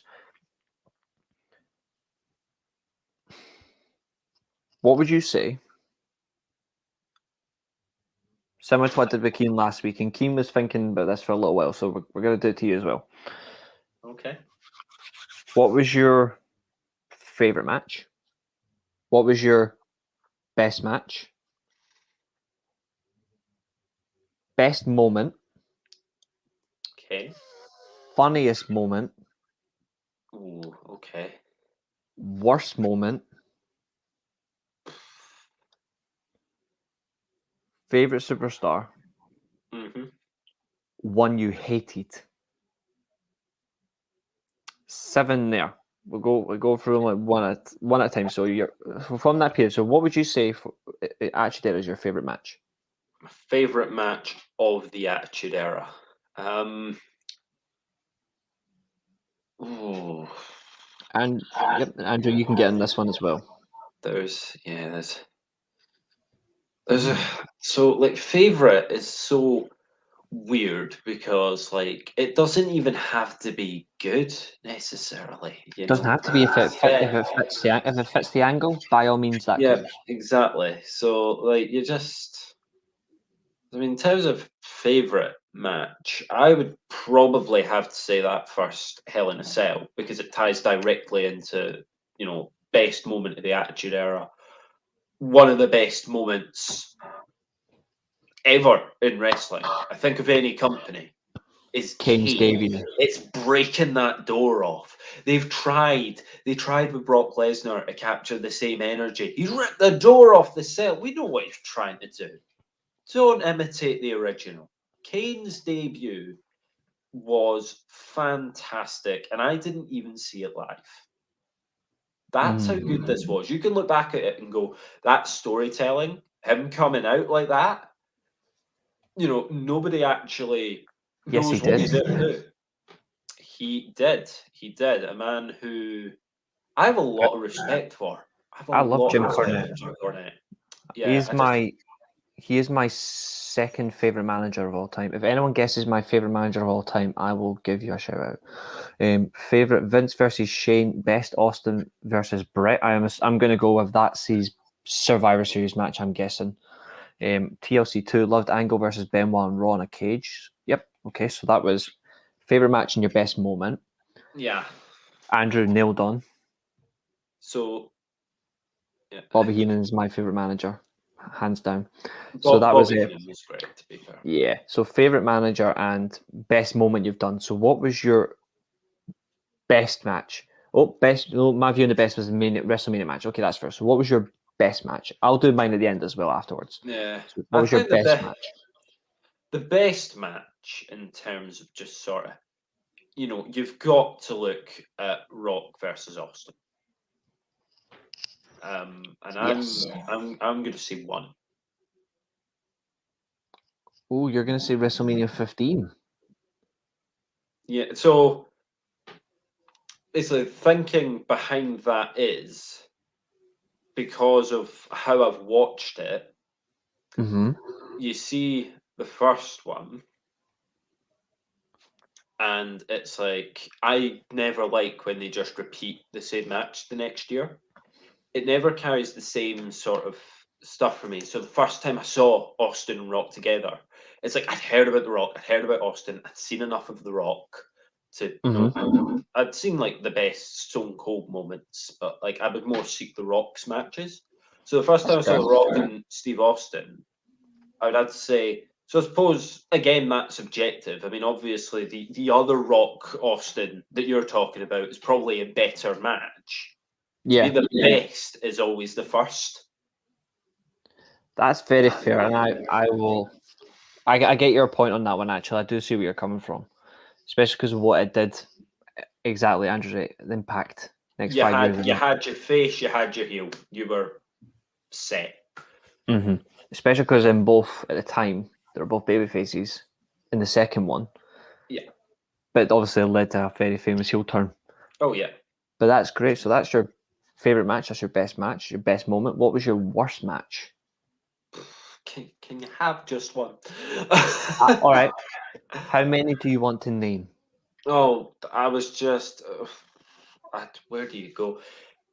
I'd almost say, and I'm sorry to just flat out hate it, but anything involving the women's division was ultimately not, or we can't say women's division. We can't say it. But when they get people out, we're going to do a brand panties match. Oh, that's great. That's really like that. That isn't a match. So if we take all the brand panties matches, throw them in a ball, those are the worst matches because there's no effort to that. Completely agree. Horrible. So that was favorite match, best match, worst match, best moment, favorite superstar at the time. Favorite superstar of the Attitude Era. See, before it got too cult-like,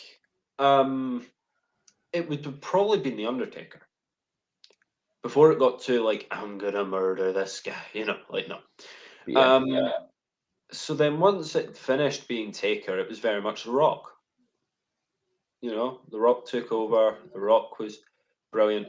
I had a lot of time for Kurt Angle, and then I'd find that The Rock was good. And then what I saw of WCW of that same time, Sting and DDP. You're looking at people like Benoit even, and I'm sorry to sort of No, by all means. Yeah, but Benoit I thought was absolutely fantastic. So I'd say Taker and The Rock if we're talking WWF. Yeah. But if you're talking about like, who was the one to watch, it was Chris Benoit. You had Eddie Guerrero in there. It was the WCW cruiserweight, light heavyweight style mix up that really had the best work. And I'm sorry to maybe go against Andrew here. I never could like Bret Hart. Could it be the whole looking back at it? I think it's the whole looking back. I really do. I think it's knowing everything he went on to be, knowing everything he went on to do, seeing him come back, when they decided he's going to come back and be on this tag team. Like, no. But I mean, like that lack of care for Bret Hart bled into a lack of care for Natalia and the whole Hart Foundation, the whole Hart Dynasty, that sort of thing. That's not fair. like just wishing ill on them, but I couldn't care about them. So one I always hated has just been answered there, I'm afraid, Andrew. It's Bret Hart. I never liked him. He was one of my favourites, but I get what you mean. I know what you mean. So that would be, it's just very honest. Yeah, too honest, if you ask me. So what was the original 7? It was favourite moment, favourite match, best match, worst match, favourite superstar, hated superstar.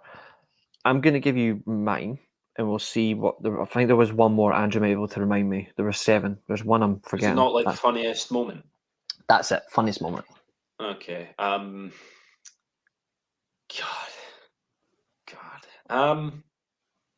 Okay. It's going to be from The Rock. It's got to be from The Rock. But like, it just depends if it fits the whole time scale. Because what are you going to pick from The Rock? There's one moment for me. I'll see if you can guess my moment. Okay, so I mean, like, again, if I'm off on time in any of these, sorry. There's My Name's Billy as a promo, which is absolutely top quality. I love when and it's not funny to do this, but the way The Rock did it was hilarious. When Devon Dudley, oh dear God. When Devon Dudley is like, you should know by now, we are the and he interrupts and fakes the stutter. That's good too. Yeah. I also like when it doesn't matter. Yeah, I do, and this could be too late. Honorable mention for Steve Austin coming out to Lance Storm. I think it's after, but it is funny. Yeah. If you've seen that clip where he goes out with a blanket, it is one of the biggest burials of all time. Goes out with a blanket and a pillow.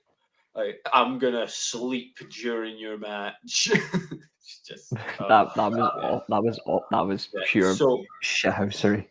So I'll say it's the Billy Gunn promo for me. Just the funniest moment. Lance Storm is definitely underrated. I agree. Okay, so what's mine? So my favourite match is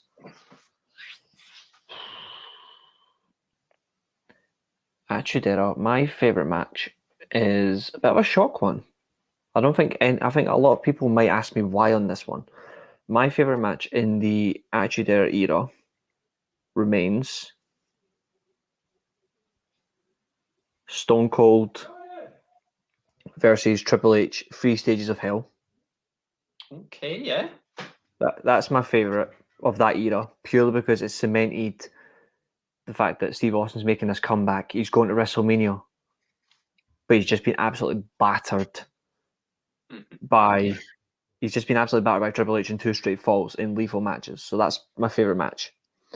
Best match is 100% Rock versus Austin, but for me, it's the second one.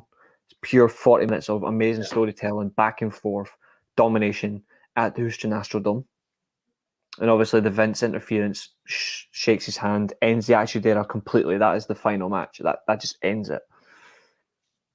My worst match is anything that involved like those women's gimmicks matches. Another match, funnily enough, is Pat Patterson versus Gerald Briscoe in evening gowns. Yes, that goes exactly where the Brian in fact, probably under it.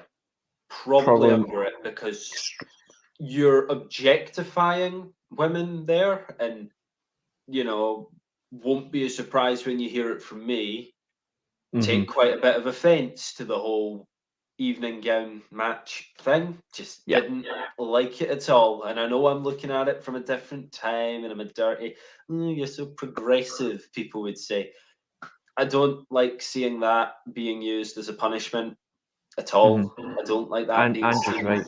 Yeah. Literally 2 of the best workers, and they've been degraded. Oh yeah, it doesn't help that it was like, legends being put up to it either. So no, I would actually put that below bra and panties matches, because at least the bra and panties matches, people wanted to see them. Yeah, and the other one is anything that involved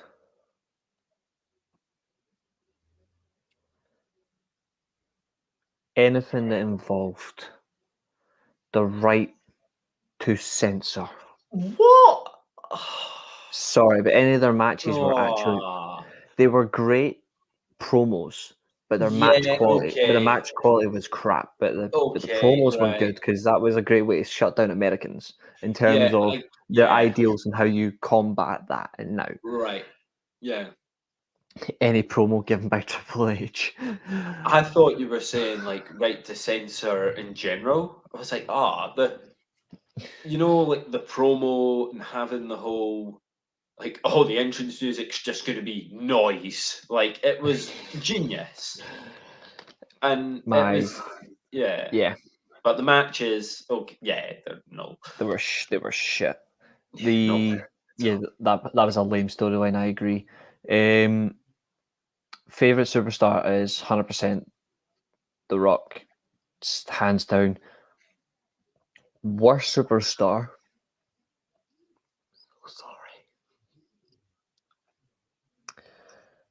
Worst superstar.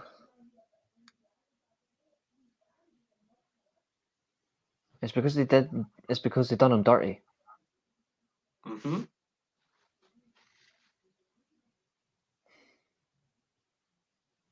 Yeah, Godfather. They ruined him in the Attitude Era towards the end.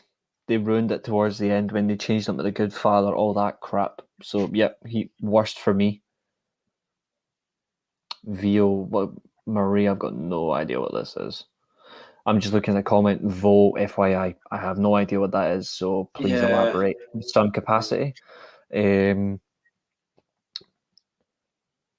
Funniest moment, I have to agree, is, oh dear God. Literally, that Brian Christopher was lame. So was his tag team partner, Scotty 2 Hotty. I absolutely hated that lot. Favorite moment, 100%. Funniest moment was that that promo from The Rock on Billy Gunn. Oh yeah.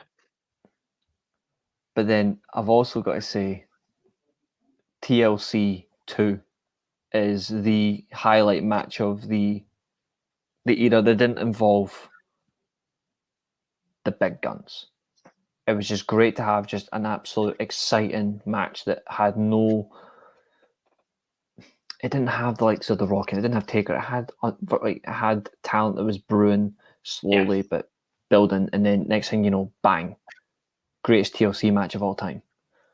Yeah, I suppose the one grudge I have for the Hardy Boys is that they were direct inspiration for the Young Bucks, so I don't want to give them that sort of credit. No, TLC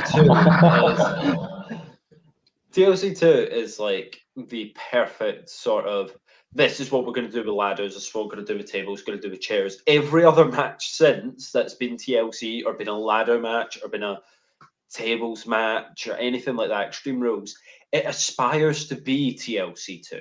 So I think that says a lot about that match, is that you have so many imitators and so many that think they they outdo it, but they still don't. Yeah, Bone and Bucks. All I want to put a shout out to is the Attitude Era's best tag team for me was, I would have to say, I would hands down say the Hardy Boys, but an outside shout is the Acolytes. They were a quality tag team. Yeah, Edge and Christian were a fantastic tag team as well. What does Corny call them? The Hardly Boys. The Hardly Boys, there's the Cucamonga Kids, there's all sorts. I absolutely love the Briscoe tag team. They're just refreshing, thank God. Yeah. But we are close to rounding up the show. You've been absolutely fantastic tonight. So we're going to give you your final 2 quiz questions. Oh, no. Okay, right. You'll like this one. Oh, well, okay. The Attitude Era led to the debut of which former WCW superstar on an episode of Raw, interrupting The Rock? Which superstar debuted on Raw and interrupted The Rock on his debut? Does it count as? Oh God. Thanks, Andrew. I appreciate that. Yeah, really nice words there. So I'm thinking, like, is it? Because you've said debuting, interrupting The Rock, but you're saying it's Attitude Era, so I'm wondering if I'm too soon if I say that it's Jericho. It is Chris Jericho. Oh, got one! Got one! See, I know you get Oh, right. I'm absolutely thrilled now. Yeah, it was like Chris Jericho came out. Yeah, I remember that. Countdown to the Millennium. The Y2J problem is here. Oh yeah. Famous words. And your last question. Okay, let's see if we can get another. This is a wee bit of a long question. Okay. The first ever Hell in a Cell match was won by Shawn Michaels, and this led to it becoming an annual match. Forget the pay-per-views, just remember one match every year, at least one. Okay. The first man to retain the world title was Triple H in No Way Out in 2000. Mm-hmm. But who was the second man to retain the world title inside Hell in a Cell?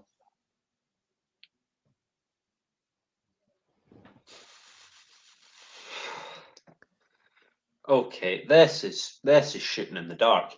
Right. So, And if you and I will allow it, you can have a maximum of 2 clues on this question.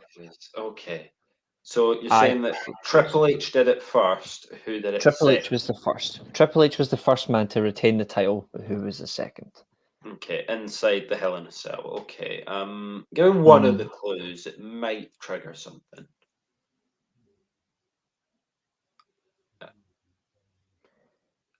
Any form of clue you want, I can answer. Okay. Okay. I mean, I don't know where to start. I suppose I should say when this person did it, were they considered main event level, or was it quite a shock for them to have the title? I think in response to your question, he was being built for the main event, but you could say out of all the competitors in that match, based on attraction, he wouldn't have been your first pick to win that match. And I'll loosely say pick. Okay. I mean, you're right, Andrew, but obviously our guest is not looking, so it's okay. Yeah, I'm not going to look at the comment because where's the fun in cheating? Right. That I thought that question was going to make it really obvious. So they were billing them to be a top guy, but they weren't there yet. Yeah. So, considering how he was booked, he was just like, it was just gradual. Okay. I mean, I'll throw the guess out there because I see time's getting away from us. I'll say Kurt Angle. Final answer? I guess so, yeah.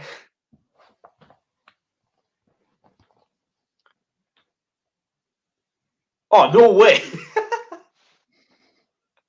Yes. I'm properly impressed with that one. Oh, I was just like, for some reason, I was like, yeah, it seems like the right time for Kurt Angle to have the title, despite people not wanting him necessarily to have it based on who else was around. It was the final pay-per-view of 2000, Armageddon, Hell in a Cell. Kurt Angle, Rikishi, The Rock, Triple H, Stone Cold, Undertaker. In that match, Rikishi was thrown off the cage by Taker onto a truck. Coincidence? The Rock would pretty much dominate this match. In my opinion, the one who should have won that match was either The Rock or Kurt. I think Rock or Austin would have made more sense. Mm-hmm. Yeah. And that would have built to what I would have wanted at the Royal Rumble, which didn't happen anyway. I wanted Rock to win the title and then lose it to Triple H, and then you have Austin versus Triple H at WrestleMania. But then again, Rock versus Austin is actually a better attraction. The Rock's retaining it on Kurt Angle retaining it on The Rock was genius, because obviously he got his ass stunned all over the place, and then he got stunned after the match by Stone Cold. Yeah. So, yep. Armageddon 2000, Kurt Angle was the second man to retain the title. Well done. 2 out of 4. Nice. Yeah, that is a redemption story. I'm like Arteta.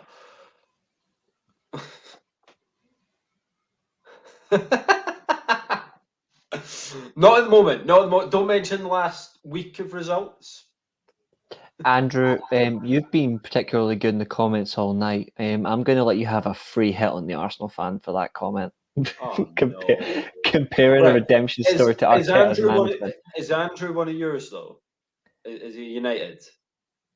Andrew's a Man United fan. Okay, cool. Right. No, good. It's like, he's a good one, I don't want to be there, like, remove the mask. It'll be like, he's a Spurs fan. Like, no. No, the Spurs fan, I think the Spurs fan of the channel is working tonight, so you're okay. United-ish is a nice way. United-ish. You know what, actually, we'll give you a fifth question. Let's see if we can get you 3 out of 5. This is going to be an off the cuff question. This is a non-prepared one. This is just going to be random. Right, we'll see if I can give you an off the cuff answer.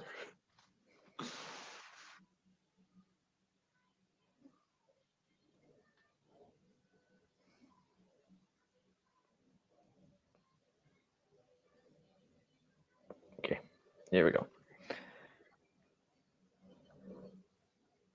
WrestleMania times 7. Okay. Who did Chris Jericho retain the Intercontinental Championship against in the opening matchup? And it's multiple choice. Yeah, I will not believe I'm between two names, so... I will give you multiple choice. Okay. Was it A, Chris Benoit? Was it B, Kurt Angle? Was it C, William Regal? Or was it D, Kane? A, B, C, or D? I'm so glad you did not say Edge. I'm so glad, because I'm confusing a feud between Edge and William Regal, and then what I think this is, because I believe this is William Regal. It is William Regal. Yeah, I've seen WrestleMania X7 a few times. It's a really good show. So you just want to watch. It's the GOAT. It's the best ever. It's the best pay-per-view ever made. Yeah, it's certainly up there. I've preferred takeovers, but again, that's just because it's my sort of Takeover Brooklyn 2. Yeah, I think the first 2 takeover war games were probably my 2 favorites. Oh, please don't say War Games. No, not the most recent one. We're not having that. That wasn't a takeover, and NXT is long dead. But it was great while it lasted. I had to see Greg's messages in our group chat. That's how annoyed he was. Yeah, put it that way. Yeah, which match had? We put the show off with like 2 left. That Takeover wasn't Takeover London, because that was Bailey versus Nia Jax. Was it not? Brooklyn, I thought. Yeah, Brooklyn. They had 2 of them. WrestleMania 20 was good. Respect was as well, yeah. Yeah. I'm actually going to do it. I might do a takeover show actually at some point. Oh, that would be great fun. Like classic matches, because obviously number one is Gargano versus Ciampa, unsanctioned. We'll see if people fight me on that question. I'd certainly offer alternatives, but I see where you're coming from. But we can save those for a deep dive into them if that's what you would like to do, and if it's what the people want, it's what they'll see. Absolutely. Yeah, awkwardly, I have a photo of that. Like they did like the photo packs for like WrestleMania 20. Mm-hmm. Like that photo was up on my wall at the old place. Don't know if it'll go up on the wall here, but I can't look back at WrestleMania 20 and hate Chris Benoit for like in that moment. I can obviously hate what he did. Like, yeah, I'm sure everyone, but at that moment, I can't let the actions of the man dictate the work. the actions of the wrestler for me. That's just the way I've looked at it. Like, yeah, okay, you can't mention it the same way, but I think overall you got to look at it and say he was a phenomenal worker and he's part of some really historic moments and some really great wrestling. So, yeah, I think the Eddie Benoit hug is very touching, very just brilliant storytelling, really. Yeah. Absolutely. Well, as we were saying, this has been episode 4, the Weekly Steelchair Podcast. My guest, Eilidh. Fantastic. Thank you for coming on. First time on the Weekly Armchair Sports Talk. It's been an absolute privilege. Just with this, in terms of social media, can you if you're on social media, want to shout yourself out? Funnily enough, I was on Twitter till I decided I just didn't really want it anymore. So what I'll do instead is I'll use my time to say, support all these shows, support the Weekly Armchair Sports podcasts, all of them. You're into basketball, they got a show for it. You're into football or whatever United play, go for it. If you're into the wrestling and if you want to see us talk again, go Broadway, 2 hours, bleeding, the skin's ripping, the muscles are in atrophy at this point, but we really do appreciate any of the support on this, and I'll still be in the comments for these shows, the ones that I don't appear on, but yeah, just keep supporting the Weekly Armchair because it's fantastic. My brother's on here, his negative rhetoric and all that. But yeah, just keep supporting the Weekly Armchair for all your sports podcast needs and chat with just a really great group of people. Thanks very much, Andrew, and I really do appreciate that. And I will say, because you asked last week, it won't be the next show, but I'm thinking the week after, I am going to do a territorial show. But because of how long territories are, I'm going to do decade by decade. So I'm going to do one show's going to be the 70s, and then the following show I'm going to do the 80s when at its peak. That is specifically because you asked for that. So this has been episode 4. Weekly Armchair Sports Talk, the Attitude Era. That's Eilidh and Reece. Thanks for tuning in, folks. Please like, share, and subscribe. Give us a follow on Twitter. Hit that subscribe button. And till next time, enjoy this awesome edit designed by me. Good night, folks.